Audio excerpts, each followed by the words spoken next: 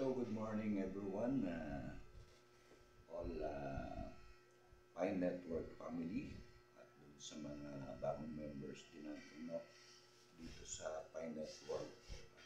Again, a short story and a short message para sa inyo, lalo na dun sa mga pioneers. So guys, dito explain ko lang sa inyo yung tungkol sa mga bagong pioneers na hindi nakapasa doon sa ating mga tinatawag na KYC,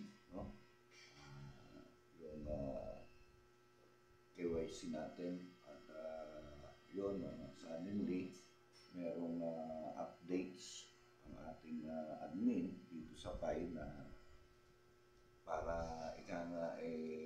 doon sa mga inactive members, at hindi na talaga sila, hindi na nila ina-update yung kanilang Pi network mining. Sa atin ng mga talagang mga KYC passer na, para hindi naman mabawasan at ma-hold yung ating mga migration ng ating mga income para doon sa ating wallet. Base doon sa ating napanood na isang video, kailangan natin tanggalin sa ating list yung mga pioneers na hindi nakapasa doon sa kanilang binigay na kanin, binigay na kanin para sila lahat ng ating mga na-recruit or mga naging nakasama natin doon sa ating family circle na mga pioneers, or Pi members na hindi nagtuloy. Ibig sabihin naging inactive na. At the same time, yung iba hindi na inasikaso na matapos yung kanilang KYC. Yun.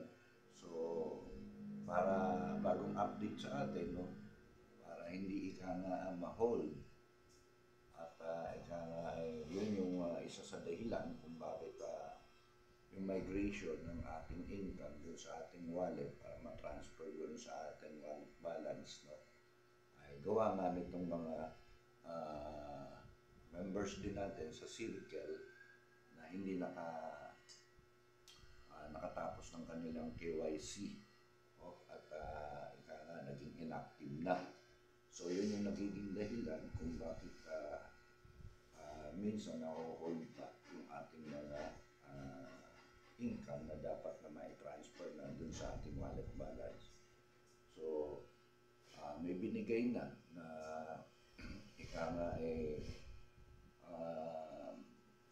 guidelines at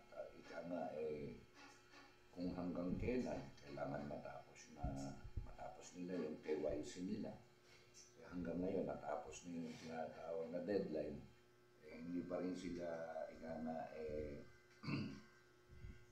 natapos dun sa kanilang KYC, At yun, pasensya na lang guys, at yun talaga yung para naman dun sa ating mga legit na mga nakaraos na dun sa KYC, At kailangan talaga natin, kailangan talaga natin na tanggalin sila sa list para yung yung migration, hindi maapektuhan.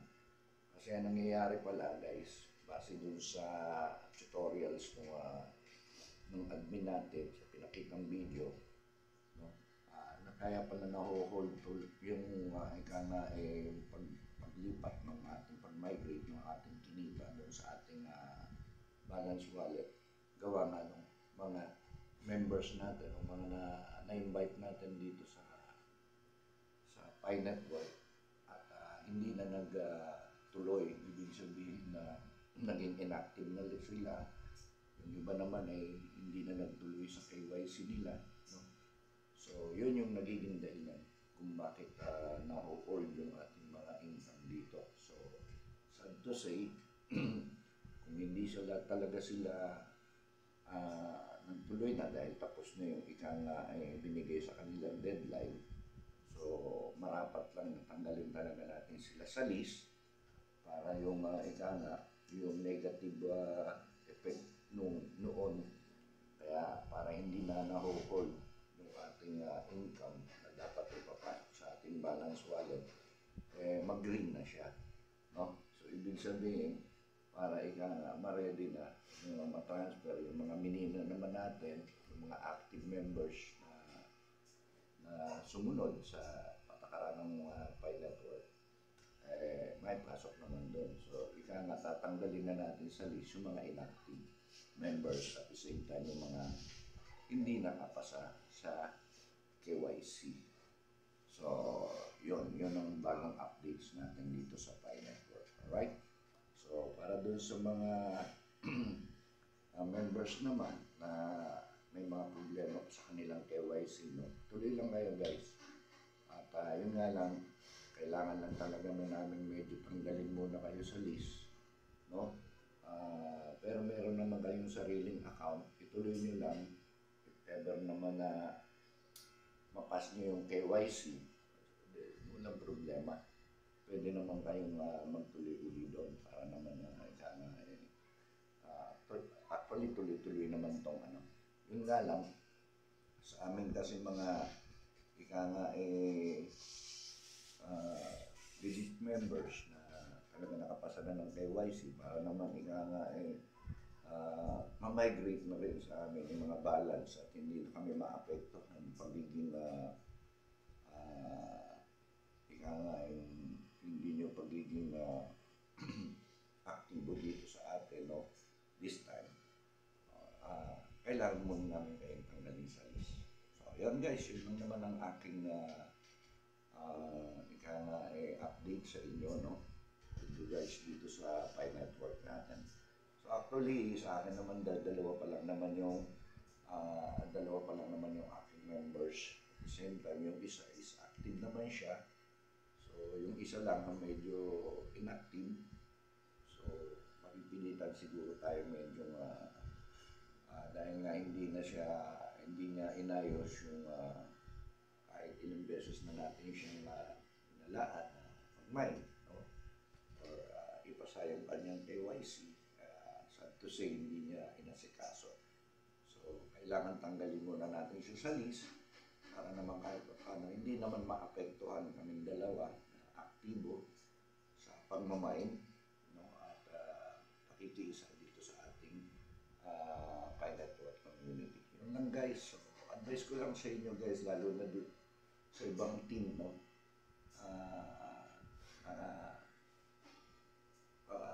Merong inilabas na update para hindi ma-hold yung inyong income, no? Kung marami na kayong mga naging members, inactive sila at hindi nakapasa sa KYC, medyo tanggalin nyo na muna sa inyong master list para naman mag-green na yung inyong kasi actually naka-red pa yan dahil nga doon naka-hold yan dahil nga dahil doon sa mga inactive members natin. So hindi mo ngayon ma-migrate yung kinita mo doon sa iyong balance wallet. Alright? So ganun lang muna guys at yun ang update base doon sa aking video na napalabas ng ating admin. At kung gusto nyo makita, nandun sa aking FB account, no? Sa FB account ko, sa aking FB page, na i-post ko yun doon guys. Pwede nyo puntahan yung aking FB page doon sa pangalan ko at the same time yung FB group ko, yung Apunte. Pwede nyo doon puntahan. At the same time, sa aking YouTube channel, yung Apunte Kamote.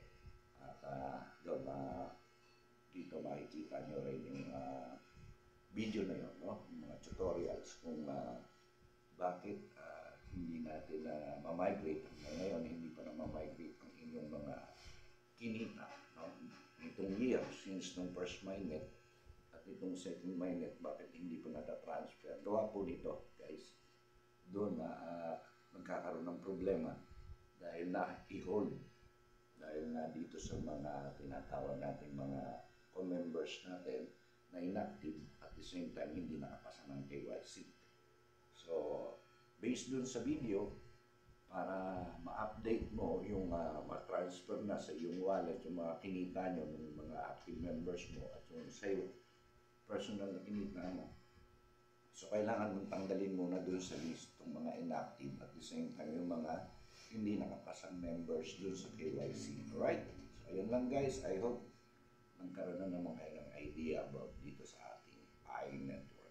Alright? So, sa mga gusto pang mag-join, no?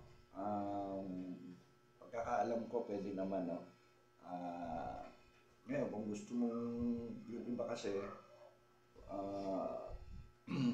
gusto bibili na lang daw sila ng pie. Pero kung wala ka naman pambili guys, mas maigi na rin yung maging members ka na lang dito. At the same time, kung gusto mong maging members dito nang hindi ka nagagastos, no? Download mo lang yung apps na to at don't forget to use my code yung _Barena01 at yun, kita-kits na lang tayo dito. So after that, sign up ka. So pag napag-sign up ka na at meron ka ng account dyan, at the same time, siyempre ginamit mo yung aking code. So magiging under ka na doon sa aking community at sa aking team. At the same time, follow mo lang ako sa aking mga page at sa aking channel at para matulungan kita kung paano mo paano ka mas mabilis na maaprubahan, no?